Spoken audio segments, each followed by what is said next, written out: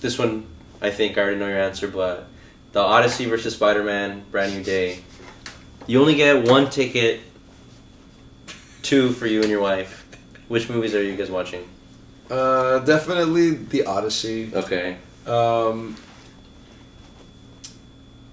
I mean, you know, like that's like asking me, like, do I want to see like a Kubrick movie, or do I want to see like, I don't know, a Marvel movie? You know what I'm saying? Like, yeah, one of them. yeah, like it's kind of like no contest. Like, I respect Christopher Nolan so much as a director. Yeah. He's not like one of my guys though. Like, he's not one of my favorite directors ever. Just me, my personal taste. Mm-hmm. But I respect so much like what he does as a filmmaker, and I think what he does is really important to like the future of filmmaking. You know, like hundreds of years from now, people are still going to talk about like his movies. Mm-hmm. So to be alive at the time that he's making them, especially one as ambitious as like adapting like one of the greatest stories in human history, and he himself being one of the greatest storytellers in human history, is like, how could you not? Yeah. You know what I mean? Not that I expect the Spider-Man movie to be bad. I think we said this last time. I don't love the MCU Spider-Man. Yeah. But they're generally, I think, like pretty good compared to like Marvel's average. I think Marvel takes a little bit more care into making them than they do a lot of their other stuff. Mm-hmm. And I'm just a Spider-Man fan, so I'm gonna see both of them for sure. Right. Like in real life. Sure. As of recording this, Odyssey is roughly next week already. Yeah.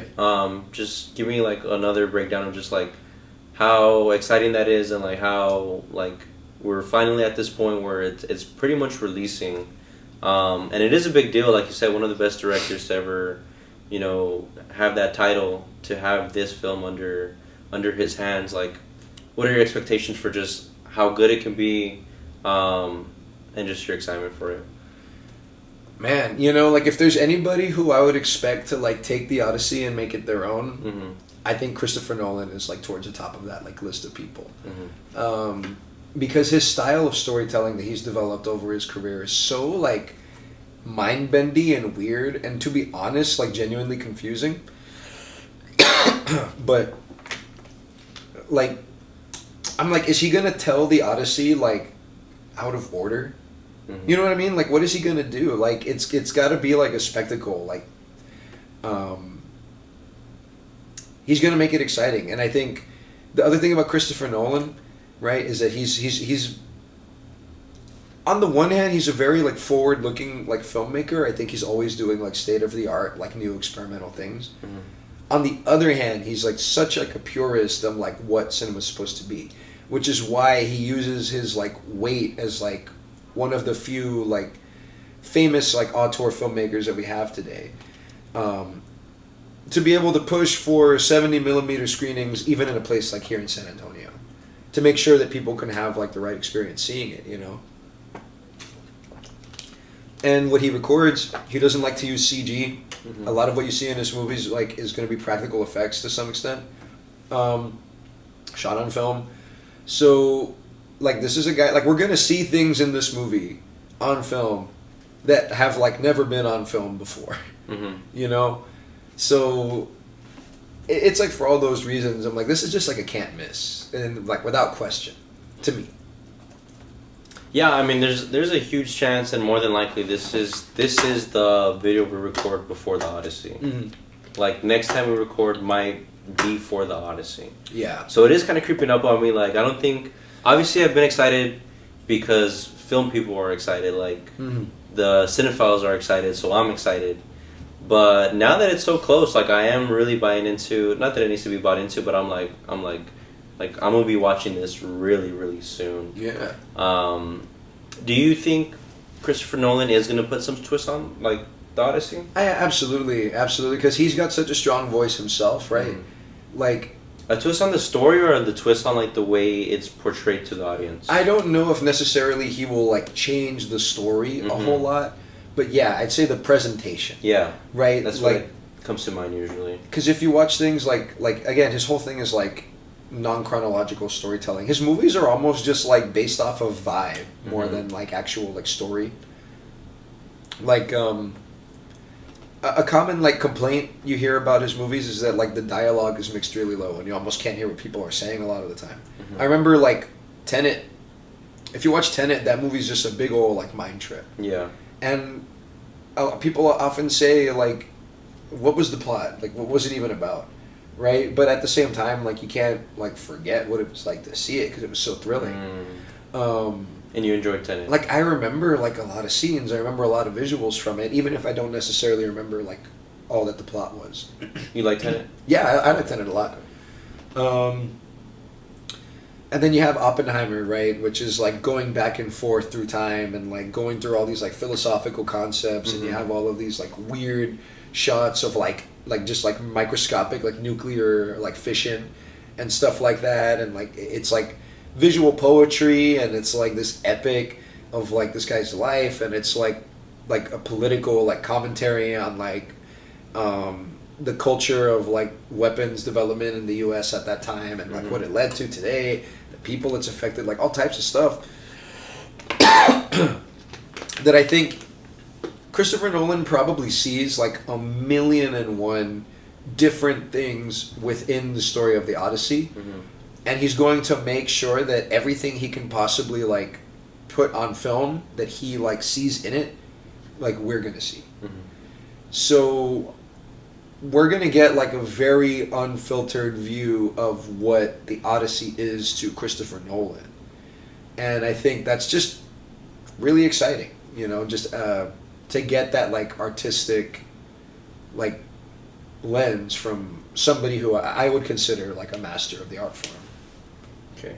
I just thought of this right now since we are comparing the two. Which movie, to my knowledge, Tom Holland is the son of the main character? Does that make him like the second lead, or is it going to be someone else? From what I understand about like the Odyssey, like as a proper story, I don't think so. Maybe.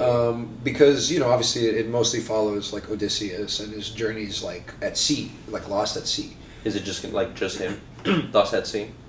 For the most part. I also wonder because the Odyssey. Did you read it in high school? No, I've never read it. I'm wondering if I should before the movie.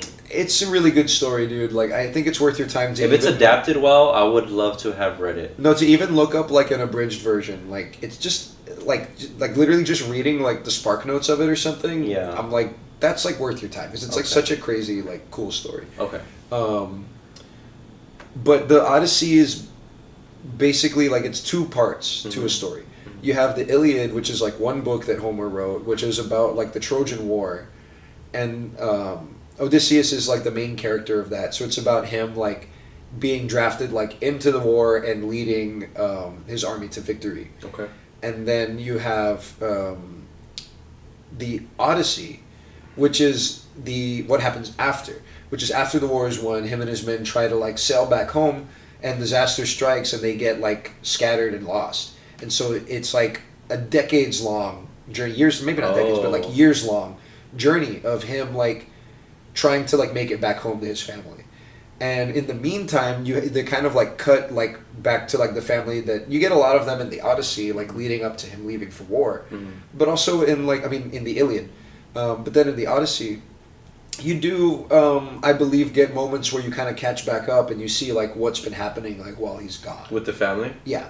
So you think we'll see him leave for war and Tom Holland's character is like a young, like literally like a young actor. Yeah. And then we come back and we see like he's like a full man. Tom Holland. Yeah. Like that's probably what will happen. Possibly like him being the leader of his family, like the provider, and thinking his because dead. Yeah, that's literally part of the plot. Yeah. Well, then in that case, that makes me believe. When I ask if he's going to be a lead, like the second lead actor, I'm basically asking, is Tom Holland's character going to have like a lot to do, like? I think so. Like as an actor, weight wise. It's hard to say, right? Because it's like I said, Christopher Nolan is definitely going to put his own spin on it. So if he finds that element like interesting of like checking in on like what's happening at home while Odysseus is gone, then sure. But I think if he goes strictly like if he is playing it like a little more faithful to like how the story itself is written, then I would say probably not. Do they spend a lot of time together at the end, like still doing missions at the end, like when the son and the dad meet up, or is when they meet up and everything, is that when everything's fine and like the story pretty much ends? It's complicated because when Odysseus gets back, because he was like, I forget like what the term is, but he was kind of like the leader of his like place. So when he's gone, it becomes like there's like a lot of like political like strife and political things that have happened like in his absence. So he comes back home to like a different like version of home than the one he left. So him being back in the picture is like complicated. It's not like clean. But yeah, the son does play like a role like there too, from what I remember. But again, you know, it just depends on like what Christopher Nolan chooses to focus. This is like 2 books, thousands of pages of like story, you know, and we're gonna have to dilute it to like a 3-hour movie. Christopher Nolan, so maybe like 3.5, but still, like that's not proportionally, you know what I mean? Like there's gonna have to be like decisions on what to focus on and what not to focus on. Okay, so with that being said, like which of these 2 movies do you think is more important to Tom Holland's acting career? Because to my knowledge, his best Spider-Man movie is No Way Home, but he shares that spotlight with Maguire and with Andrew Garfield. Yeah. If Spider-Man 4 ends up being his big Spider-Man movie, the way Spider-Man 2 is for Tobey Maguire, then that kind of like ends up being his masterpiece of Spider-Man. Versus if Tom Holland's role in the Odyssey ends up being this huge thing that launches him into drama acting, into like, you know, working under different directors that aren't involved with Marvel. Which of these 2 summer movies which he's appearing in, like which one do you think is more important towards his acting career? My short answer, and it's going to be kind of a cop-out answer, is I think like he needs to hit like both roles out. I need to hear one. He does need to hit both because, to my knowledge, he doesn't have that role off of Spider-Man. Like, it doesn't count when he was a young actor. Then I would honestly say probably like if Spider-Man like really knocks it out of the park. You think so? It'd be more because important. I think there is kind of a chance that his role in the Odyssey is like a pretty like secondary or even like kind of a background character. Which you would think like, oh, he's such a big star, he wouldn't like that's not going to happen. But Christopher Nolan would do that. Everyone's in this movie. Because Oppenheimer was like that. Like there were so many big actors who got like one line, if any. I think Robert Pattinson's in this movie.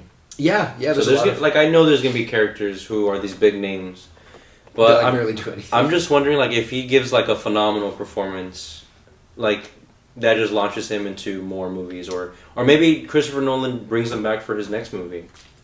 Or other directors call him for, you know, the lead. It's possible, but I would bet more money on Christopher Nolan, like, using him as kind of, like, a character actor rather than, like, some kind of, like, lead, like, material, rather than giving him, like, the spotlight, really. Whereas with Spider-Man, he absolutely, you're right, like, it is his first, because his career is kind of in, like, limbo right now. He doesn't have, like, this huge masterpiece that is Tom Holland's work. Like, he's a part of a bigger Nor does he have like a lot of buzz for anything outside of Spider. I don't even know if he does. Like, what does he do like outside of Spider-Man? He does other movies, but I mean nothing worth mentioning except for when he was a young actor. Yeah, you know, on the come up and stuff. Yeah. So I think that if like this Spider-Man, I'm gonna sound like a hater. I don't think there's any chance that it is like a masterpiece in the way that Spider-Man 2 is. Spider-Man 2 is like the Godfather 2 of superhero movies, you know, it's just like the GOAT, in my opinion. But I just don't have high hopes that like that's gonna be the case for this like new MCU Spider-Man movie. But it could be really, really good. Like it could be. And if he is like really good in it, because you know what made like No Way Home such a great Spider-Man movie was the fact that they finally challenged him as a character in the way Spider-Man is supposed to be. They gave him like that sense of like the importance of his responsibility and like the consequences of his actions. Like they really like finally like let that theme like sink in for his Spider-Man. Yeah. And I think that's why it like really works as a Spider-Man movie. If they continue on that trend, and this is like another Spider-Man movie where Tom Holland's version of it like is challenged a lot and kind of pushed to the brink of like who he is as a person, then that like he could keep that going, and I think that could be really good for his career. Mm-hmm. Perhaps more so, I would say, than the Odyssey, where he might only have kind of a bit role. Yeah, I think Spider-Man Brand New Day could be. I want to say Spider-Man 2 level. You really think so? Maybe not to me and you, or I guess the way you're describing it, like from a film and director's perspective. Uh-huh. But I think the fact that people have spent, I mean, about 12, 13 years with this Spider-Man since Civil War. That's true. Which was 2014. Wow. Like, people have grown with this Spider-Man for way longer than when the second Tobey Maguire movie came out. True. That if this movie is actually, phenomenal, it's emotional, the action is ridiculous because the director has ridiculous, like, action scenes. The stunt team behind this movie is phenomenal. Who's the director of it? It's Daniel Dustin Craig, which is the director for the Shang-Chi movie, which is another Marvel movie. Oh, that movie did have some. But that one's praised for its action scenes, so Yeah. they basically said, let's give him Spider-Man action. I did not know that. So Tom Holland is even saying that he's taking notes from Christopher Nolan over to Marvel Studios, because he was recording both at the same time. Uh-huh. So he said, why aren't we using these techniques in film? Why aren't we using these like techniques behind the scenes? So I think the more perspective that Tom Holland has gotten with the Odyssey, being this character for so long, plus the fact that he is this huge cultural icon to everybody. Yeah. Where usually, like, when you've been Spider-Man for that long, they change. Like, this is where other actors would get replaced. Like, this has, I think, potential to be his version of Spider-Man 2, because, like, the world loves this Spider-Man. Like, there's such a big following to him, Tom Holland specifically as Spider-Man, because he has been a part of this bigger universe. But if we really take our time with his character, his struggles, and I think it needs to be emotional, and it needs to be like really heavy in the right aspects. I think it could work as his version of Spider-Man 2, in a way that no other movie Spider-Man wise has had the opportunity to do so. Yeah, where you just have like so much like that you can, so much time and so much material with this character and this version of this character that you could like access like so much of it. Yeah. In like what this new one could be. Mm-hmm. I see your point. I'm excited for it. I hope both movies hit. I really hope that they both do well. I'll ask you real quickly, even though I think this is an obvious answer, which movie, the Odyssey or the Spider-Man Brand New Day, do you think will make more money? I definitely think Spider-Man will make more money. You think it'll make double the money? I think that there's a pretty decent like chance that Spider-Man breaks like $1 billion. It could lap. I think the Odyssey will probably be a huge hit for that kind of movie. Yeah. I don't think it'll make $1 billion though. I mean, Oppenheimer made $1 billion. Did it? So I mean, it has. Christopher Nolan technically has like the weight to do it. You know what? I'll say if the Odyssey outsells Spider-Man, then I think we're in a brand new day of filmmaking, of cinema. Oppenheimer made $976.8 million, so right off of $1 billion. And I think this technically should be like an easier, more consumable, like compared to Oppenheimer, this you would think could make more money. Yeah. I would think so. But you know, like you said earlier, like we're in peak superhero fatigue right now. Yeah. Supergirl just flopped. Yeah, well, actually, I am interested because even though I like Fantastic Four, I like the Thunderbolts, I like Superman by the standards of peak superhero movies, Infinity War, Black Panther, Captain Marvel all came out within a year. Yeah. Those were all easily making $1 billion. Infinity War made $2 billion. You know, Fantastic Four, Thunderbolts, Superman were all making like close to like $500 million. You know, a little bit over $500 million. But I mean, if Odyssey somehow made more money than Spider-Man, I'd be shocked. But yeah. I mean, the way we're describing the trend of superhero movies, it could actually be a possibility. That's crazy. That would be nuts. That would be nuts. That'd be like the Knicks coming back from a 29-point loss. I know. I think stranger things have happened. We'll do 2 more small ones. Okay, do you think the Moana live action needed to be made live action, or would you have just preferred the story to continue with our Disney Moana in animation and those characters just got a Moana 3? Yeah, I absolutely don't think it needed to be made at all. I might like sound a little cynical, but I'm not a fan of the the Disney live action like remakes in general. Trend, it's a lot by now. I think that I'm cynical about it because I think they're made cynically. I don't think there's like they make them because somebody at Disney has this like burning like story to tell in this way. Yeah. I think that they're like, let's basically do what we already did and make some more money off of it. And like they're never good. Even like Disney fans, like people don't like them. Yeah. But kids go see them and stuff, so they always like sell pretty well. But young kids who have like pretty much not experienced the original. Yeah, who like respectfully have no taste. Like they're just kids. I like the Aladdin. Oh, I did see that one. I forgot about that one. I like the Aladdin. that might be like the only one. Because we have the Little Mermaid that did horribly, the Snow White that did horribly. Yeah. I think the Beauty and the Beast one is considered good. Wasn't there a Jungle Book one as well? Jungle Book I think was like the original one. The Lion King was okay, but it's basically a copy. And Lilo and Stitch just came out, which I want to say was the highest grossing movie for a while last year. I think it came out in May, and I want to say it was highest grossing like until the summer. So I don't know how this movie will do money wise. What do you think it would do money wise? Like it'll probably do okay. You think it'll do good or okay? I don't think it's gonna like break records or anything, and I think that like you've been saying, the competition is pretty fierce right now. Yeah. So you have a lot of like heavy hitters that are like truly great movies coming out, making a ton of money. Yeah. Because also in general, like the movies are back, But oddly, the stuff that was the safe money makers for like a long time is like the stuff that's struggling. Right. Like superhero movies. So, I'm like, what do they even want to do with Moana? Is my like real question. I expect it to just be a full remake. Because the other part of your question, right, was like, should they do like Moana 3? Like, would you rather like they focus? I would have preferred a Moana 3. I didn't see Moana 2. Okay. Because I had learned that Moana 2 isn't even really a movie.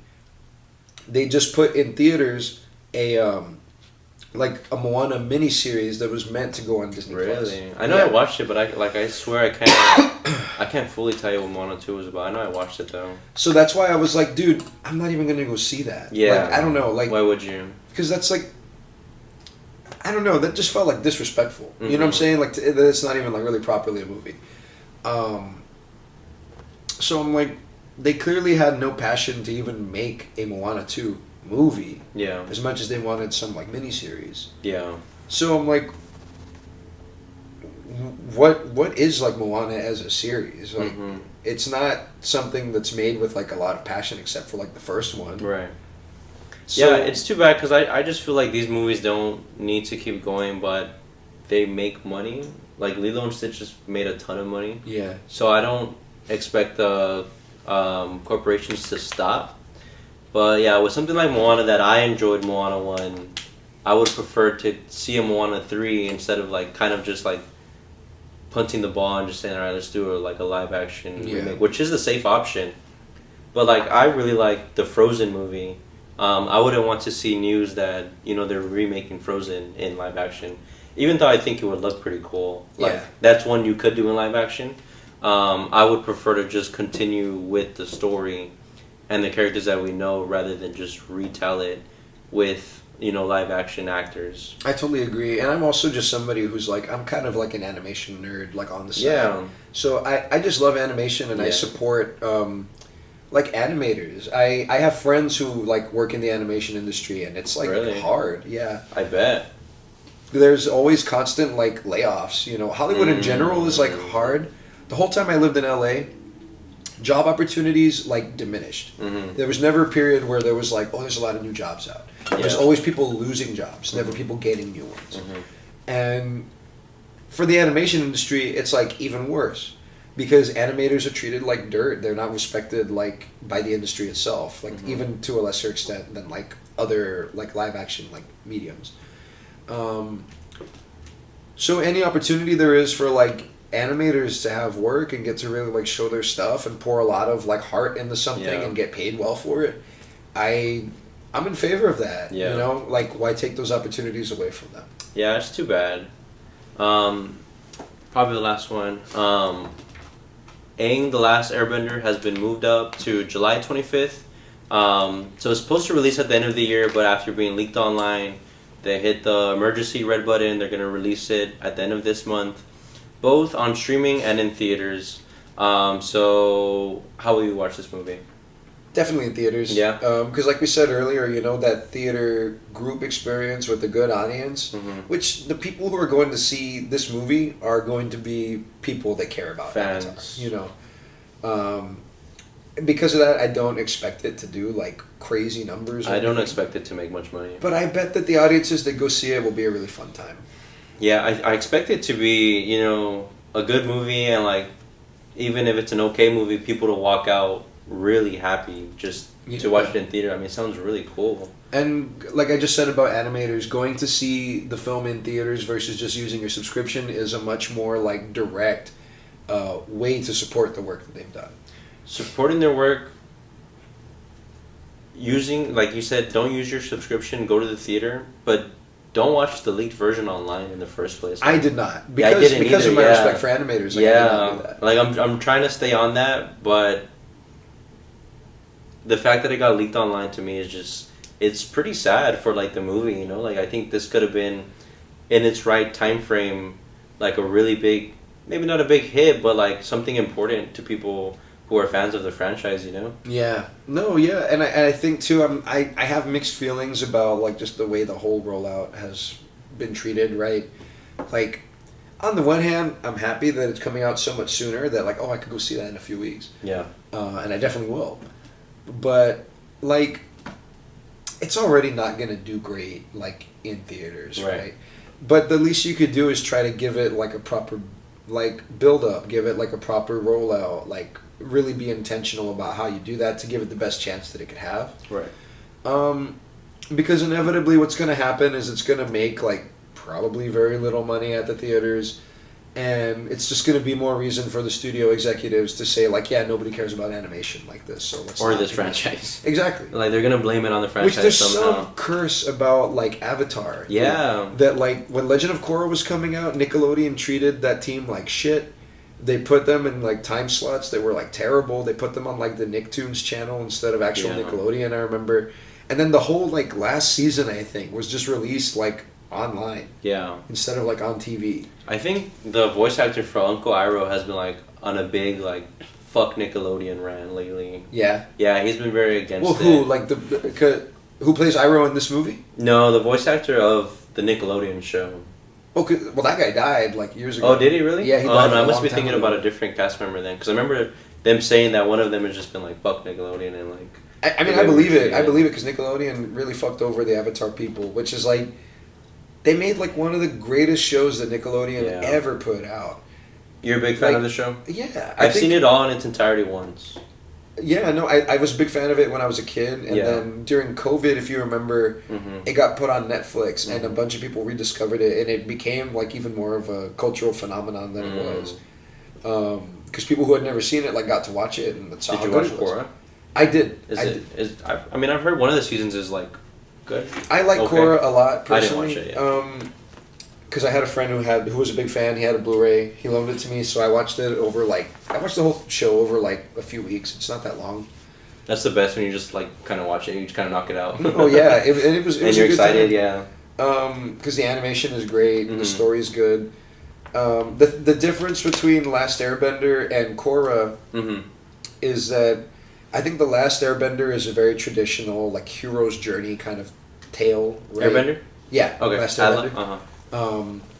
And Legend of Korra is kind of like a postmodern like deconstruction of that, right? Where like Aang is like a traditional hero in like the way that say like Luke Skywalker is a hero, right? Just that very like old school classical storytelling things kind of work out exactly the way they're supposed to, but it's Yeah. like super satisfying. It's just Yeah. a great example of Kind of that. like the Chosen One. Korra is like trying to live up to Aang's legacy, but she lives in like a much more complicated like world because her decisions and the things that she does always have like unforeseen like political and social consequences. Mm-hmm.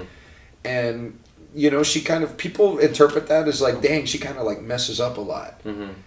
But I find it to be like interesting in that her show, like, we see so much of like a realism to how like her decisions like affect and ripple through like her like society. Mm-hmm. Just because I just like that kind of stuff. I definitely prefer the original show, but I say like anybody who is interested in watching Korra, like just be aware, it's not going to like satisfy your expectations the way Avatar: Last Airbender does. Mm-hmm. It's going to subvert them. Like, it's the kind of show that doesn't give you what you want, but it gives you something you needed. Mm-hmm. You know what I mean? So, yeah, I really like both shows. To anybody who has been watching the videos, little by little, we appreciate it. Got like our first YouTube comment the other day. Wait, really? What did I love you say? guys. It just said like, I think it said like, I believe in you guys, like keep going. Oh, that's awesome. And then I put, thank you means a lot. And then he was like, yeah, once I get off of work, I'm gonna go and finish the video. Oh, dude. So to anybody who has been actually like watching these videos, or even the shorts, the reels, Facebook reels, the TikToks, little by little, we just want to say that we love every single one of you guys, and it's pretty awesome to see.